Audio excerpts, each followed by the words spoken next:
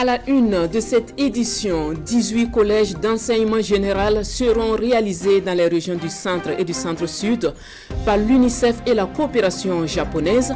La signature de convention est intervenue dans la matinée d'hier. Détail en début d'édition. Dans cette édition, l'impact de l'orpaillage sur la fréquentation des enfants à l'école dans la commune rurale de Poura. Les populations de la localité se sont rabattues sur l'exploitation artisanale de l'or depuis la fermeture de la mine industrielle d'or de Poura. Élément à suivre dans la rubrique Une semaine A.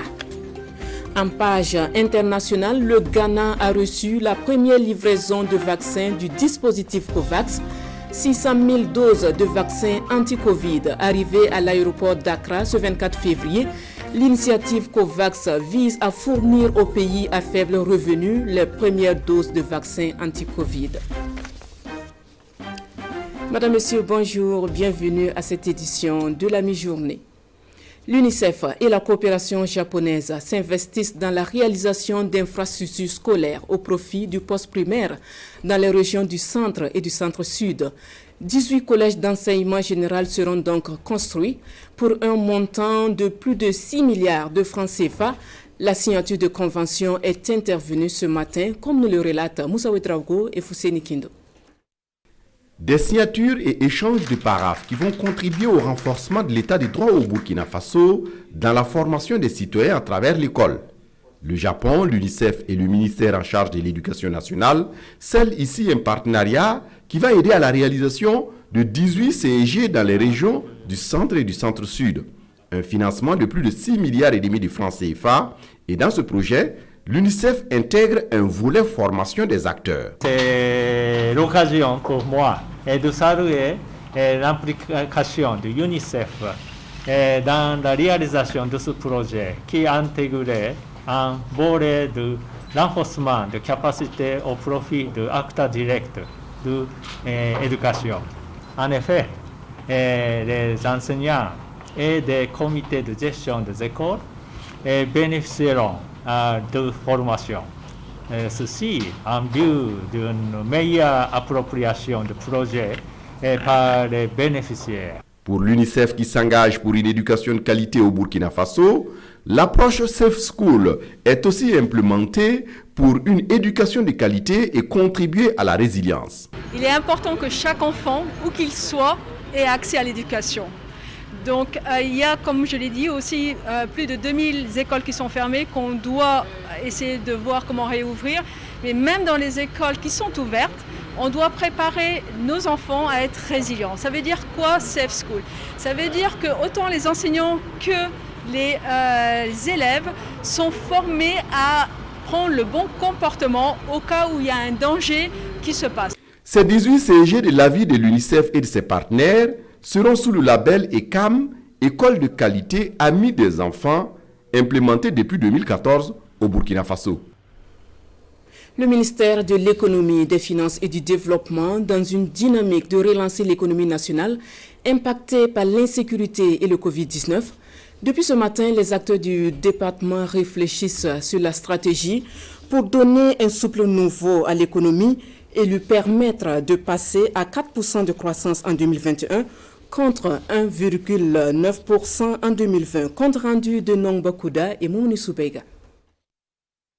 Avec un taux de croissance de 1,9% en 2020 contre 5,7% en 2019, l'économie burkinabèse s'est montrée visiblement moins performante ces dernières années pour des raisons majeures, la survenue du Covid-19 et l'insécurité. Au département de l'économie, des finances et du développement, l'heure est à la réflexion pour relancer cette économie. Au départ, les projections donnaient une récession de notre économie, autour de 2%. Mais aujourd'hui, lorsque nous regardons avec les derniers chiffres que nous avons eus et le cadrage qui est fait, le taux de croissance serait positif et frôlerait les 2%. C'est vrai que lorsqu'on compare par rapport à 2019 où on était à 5,7, être à 1,9 n'est pas performant. Et pour relancer l'économie nationale, le département de Lassana Kaboré a sa petite idée. Il compte mettre l'accent sur la rationalisation des dépenses publiques et la poursuite de sa politique de mobilisation des ressources propres. La relance économique, il n'y a pas de miracle, c'est de soutenir d'abord les entreprises qui ont été fortement impactées et nous allons poursuivre aussi les mesures d'accompagnement même des acteurs. Vous savez qu'avec le ministère du Commerce, avec la Chambre du commerce, nous allons travailler surtout pour les jeunes, voir comment créer en tout cas un environnement plus propice, tout ce qui concerne les startups, encourager nos jeunes à faire de la création, encourager les femmes ou ceux qui ont des porteurs d'idées, des projets, donc pouvoir donc travailler dans ce sens-là et assainir bien sûr notre cadre. La poursuite des efforts dans le domaine de l'aménagement du territoire et la mise en œuvre des projets de pôles de croissance sont également des grands chantiers qui attendent ce département ministériel dans le cadre de la relance économique. L'objectif est de passer de 1,9% de taux de croissance en 2020 à 4% en 2021. Des unités de la police et de la gendarmerie de l'Est sont bénéficiaires de matériel de protection tic-tac et roulant du projet d'appui à la stabilisation de l'Est du Burkina, un projet conduit par Annabelle sur un financement de l'Union européenne. Remise intervenue ce matin au cours d'une cérémonie qui marque également la fin d'une formation des unités de la police et de la gendarmerie. Issa Kafando, Pascal Canet, reportage. 2 véhicules blindés, 2 ambulances, 80 motos, 8 pick-up, 2 camions de transport et du matériel de protection. C'est le matériel remis à 2 unités de la région de l'Est, l'escadron du groupement mobile de la gendarmerie et de la police nationale de Fada. C'est un don du projet d'appui à la stabilisation de l'Est du Burkina, un projet conduit par l'Agence de développement belge sur financement de l'Union européenne. Ce matériel est remis après une formation de ces unités pour une grande efficacité sur le terrain. Vous avez vu l'importance quand même de l'équipement qu'on peut aujourd'hui remettre aux forces de sécurité, à la police nationale et la gendarmerie. Et on fait aussi la formation et on fait aussi beaucoup pour soutenir la mobilité des forces de sécurité. Mais je voudrais souligner un autre aspect qui fait aussi partie de notre coopération, c'est le renforcement de la confiance entre les forces de sécurité et la population. Reconnaissance et gratitude, ce sont les premiers mots du ministre de la Sécurité du Burkina Faso après réception du matériel. Ousseini Compaoré salue le caractère participatif du projet qui a permis d'identifier les besoins réels des unités sur le terrain des opérations. Ce matériel va nous permettre une certaine mobilité. Et cette mobilité nous permet d'être en contact avec les populations. Et si nous sommes en contact avec les populations, nous assurons leur sécurité. Notre présence est une garantie de sécurité pour ces populations. Et c'est pour cela que ce type de projet, avec l'accompagnement de l'Union européenne, va se multiplier. Au regard de la réussite de cette première phase, l'ambassadeur de l'Union européenne annonce la poursuite du projet. Une seconde phase avec un budget encore plus substantiel de 5 millions d'euros qui concernera d'autres régions touchées par le terrorisme. Le Burkina a reçu une enveloppe du Fonds mondial qui va contribuer à lutter contre le VIH-Sida, la tuberculose et le paludisme. Ce sont des subventions qui devraient contribuer au renforcement du système sanitaire burkinabé, subventions qui étaient le principal sujet au centre d'une rencontre qui a débuté ce matin avec pour témoins Souleymane Sanou et Sékou Zongo. La lutte contre le VIH-Sida, la tuberculose, le paludisme au Burkina Faso décroche une 3e phase de financement du Fonds mondial de lutte contre ces 3 maladies. À travers cet atelier, les acteurs de la santé et les partenaires techniques et financiers officialisent les subventions de la période 2021-2023. Des subventions qui permettront au renforcement du système sanitaire dans la gestion de ces maladies ciblées. En ce qui concerne le VIH, nous devons intensifier sur les interventions clés qui vont nous permettre de réduire le VIH et d'améliorer la prise en charge. Au niveau de la tuberculose, nous devons accroître la qualité des services en matière de diagnostic et de traitement. Et nous devons également, avec ces fonds, renforcer le système de santé et aussi les initiatives communautaires qui nous permettent de réduire donc la maladie au niveau de la population. Ce sont environ 134 milliards de francs CFA mobilisés qui seront injectés dans le système sanitaire au Burkina Faso. Ces subventions auront le mérite d'accroître la qualité des services de soins et de réduire l'incidence du VIH-Sida, de la tuberculose et du paludisme, à en croire le chef du département de la santé.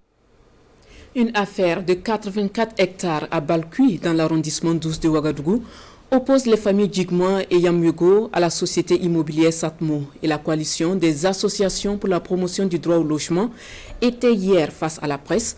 Elle demande aux autorités compétentes de rétablir les deux familles dans leurs droits. Roger Kam et Sébastien Zongo. Sur le site qui accueille cette conférence de presse, des bornes implantées par la société immobilière Satmo, selon la coalition des associations pour la promotion du droit au logement.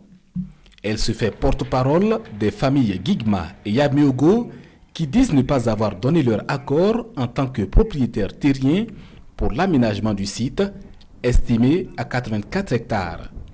Débutent alors depuis 2003, selon les explications, des initiatives pour obtenir des dédommagements qui ont abouti, mais pas à destination des propriétaires terriens. C'est des personnes qui sont venues solliciter la terre pour cultiver.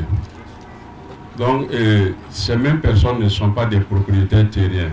Les propriétaires terriens les avaient confié la terre pour cultiver. Maintenant, à l'arrivée de la Socosib les a trouvés sur le terrain. Mais pour maintenant les éviter de continuer à cultiver, ils les ont dédommagés. Maintenant, la famille les a approchés, pour chercher à comprendre les choses. Dans l'impasse, après plusieurs échecs de médiation, les familles Gigma et Yamyugo s'engagent à défendre leurs droits en justice. La famille décida donc de confier l'affaire à un huissier de justice, en l'occurrence Maître Alexis Ilboudo, qui adressa par la suite un acte à la mairie de l'arrondissement 12 afin que celle-ci résout l'affaire et tire au clair le dossier.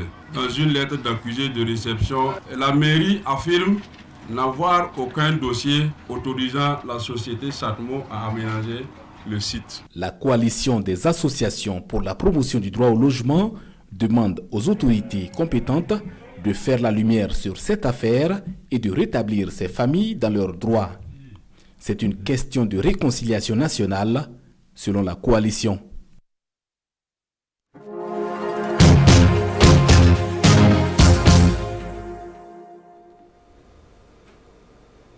Une semaine à Poura s'intéresse aujourd'hui à l'impact de l'orpaillage sur l'éducation. Depuis la fermeture de la mine industrielle d'or de Poura en 1999, les populations se sont rabattues sur l'exploitation artisanale de ce métal précieux. Alors, quel est l'impact de ce orpaillage à Poura sur la fréquentation des enfants à l'école? Élément de réponse avec Alidou Badini et Sekou Zongo. Poura, localité aurifère, abrite différents services sociaux de base, parmi lesquels les services éducatifs. L'activité principale ici demeure l'orpaillage. Hommes, femmes, enfants rêvent du bon filon, de quoi nourrir des inquiétudes quant au maintien des élèves en classe. Mais s'il n'en est rien ici, rassure les premiers responsables du système éducatif. Il faut dire que l'orpaillage, c'est vrai, c'est la principale activité, mais fondamentalement, ça ne joue pas trop sur donc, la fréquentation des enfants et aussi sur les rendements scolaires. Les effectifs dans nos écoles ici, ça va surtout en ce qui concerne les écoles de Poura Mine, c'est-à-dire à l'intérieur de la ville de Poura, où nous avons environ 5 écoles, 6 écoles même. Les effectifs sont acceptables. Les 6 enfants sont tous à l'école. La souffrance que moi j'ai vue, je ne veux pas que mes enfants là aussi soient inutiles, négatifs comme moi. Non, ce que je ne veux pas. Je vais miser, faire toutes mes 1000 manières pour ne pas laisser les enfants faire de n'importe quoi. Bon, il faut avoir des diplômes, il faut avoir une bonne indication, il faut avoir du travail. Le quotidien des populations de Poura Mine, la recherche du sésame précieux, l'or. Une situation qui n'impacte pas fondamentalement la fréquentation des écoles. En 2019, on avait pour tout 3952 élèves inscrits dans toutes les écoles de la commune. Et cette année, nous avons 4126 élèves que nous gérons dans les écoles. Alors cette année, par exemple, nous avons une école qui a 111 élèves dans la classe. Dans le cas de CE2, a notamment pour A. À Pura B, le CE1 a 115 élèves. À Pura C, nous avons 3 classes qui ont plus de 100 élèves. Et à Pura D, il y a une classe, notamment le CP2, qui a 106 élèves dans sa classe. Et ce n'est pas tout, ces effectifs pléthoriques sont également accompagnés de résultats encourageants. En 2019, la saison 2019, là, la SEB avait 94,02% de succès au CEP. Là, nous étions classés première SEB de la province des Balais. Les Balais qui comptent 10 communes. L'année passée à côté, en 2020, nous avions un taux de succès de 92,20%. Nous étions encore premiers. Donc, les résultats dans l'ensemble, ça va. Cependant, tout n'est pas rose, relativise par ailleurs l'inspecteur, chef de la circonscription d'éducation de base de Pura. Des cas d'abandon en cours d'année scolaire existent ici également, mais tous ne sont pas imputables à l'activité de leur paillage. Au CEP, il faut dire que c'est surtout dans cette classe-là que le plus souvent on observe des abandons au CEP. La session de 2019, là, il y avait 341 candidats et il n'y avait que 6 abandons. En 2020, l'année passée, à la session du CEP, on avait 320 candidats. Il y avait également 6 abandons. C'est vrai que l'orpaillage peut avoir un effet, mais pas forcément l'orpaillage seulement, parce que partout ailleurs, on observe toujours ce genre de cas. Qu'à cela ne tienne, il faut rester vigilant et en alerte maximale, avise le premier responsable de l'éducation de base de Pura. Il félicite par ailleurs les parents d'élèves pour leur attachement à l'éducation, socle de tout développement.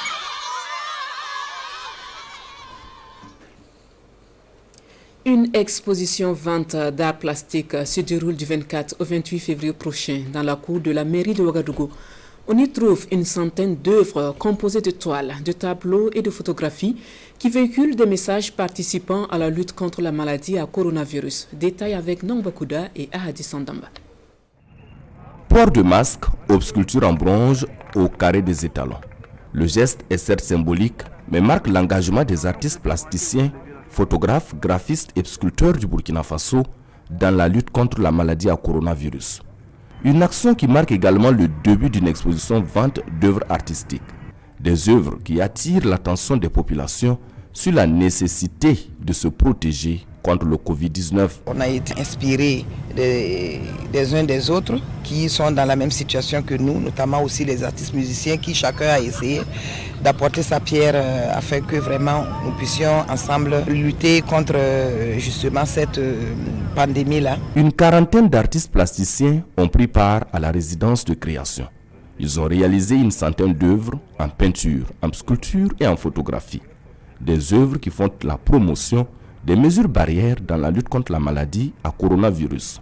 Le dojo qui est en même temps des praticiens et qui vend les médicaments contre les remèdes de certaines pathologies invisibles et qui accepte de porter les cassinés, pourquoi pas moi.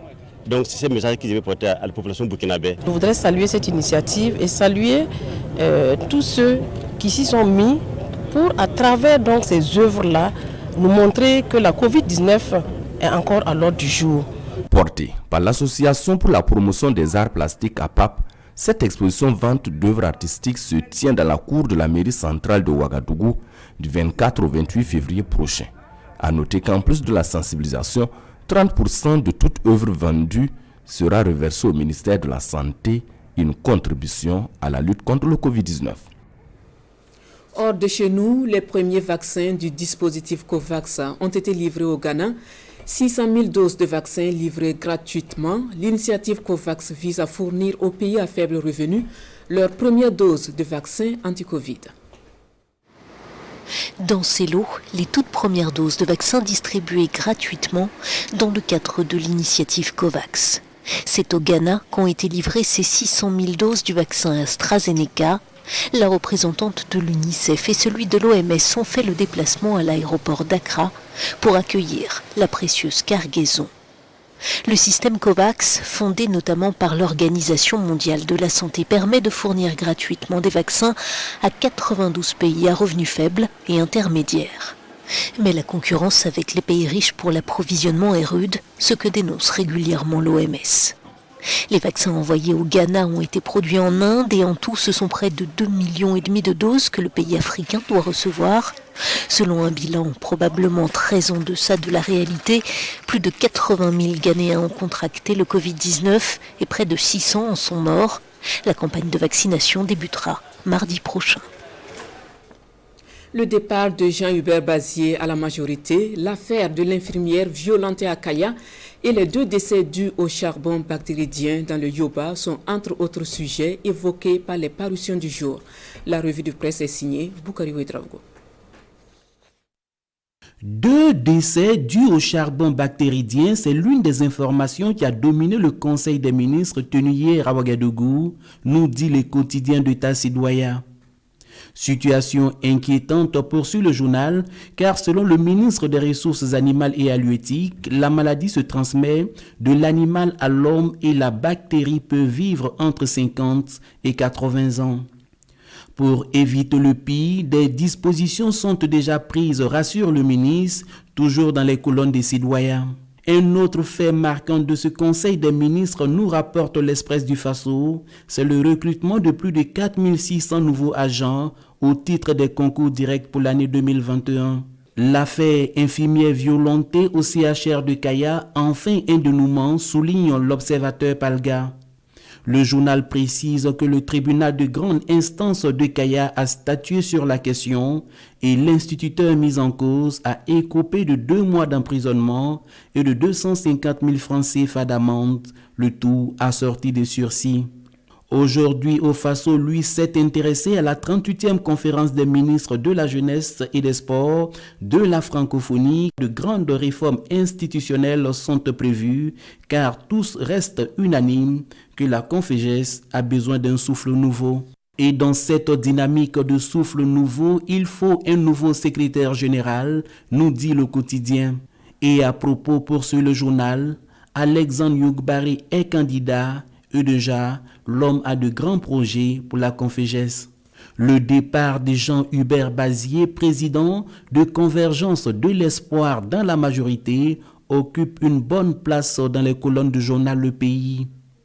Pour lui, il ne faut pas aller à cette majorité d'hier dont le dirigeant principal affirme que Blaise Compaoré est son mentor.